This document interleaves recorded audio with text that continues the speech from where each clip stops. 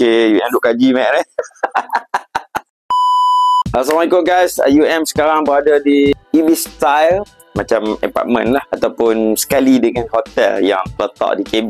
Dan UM sekarang ni baru habis buat konten sebenarnya. UM just nak beritahu Riverside kat sini cantik sangat. Dan pengalaman ni adalah pengalaman yang berharga bagi UM. Kalau tengok dari sana adalah Sungai Kelantan yang merupakan sebagai nadi Kelantan Darul Naim. Dan kalau kita tengok sini pula, kalau nampak macam putih tu kan, itu adalah Masjid Al-Ismaili Pasir Pekan. Yang tengok dalam map tadi. Okay, yang duk kaji map ni.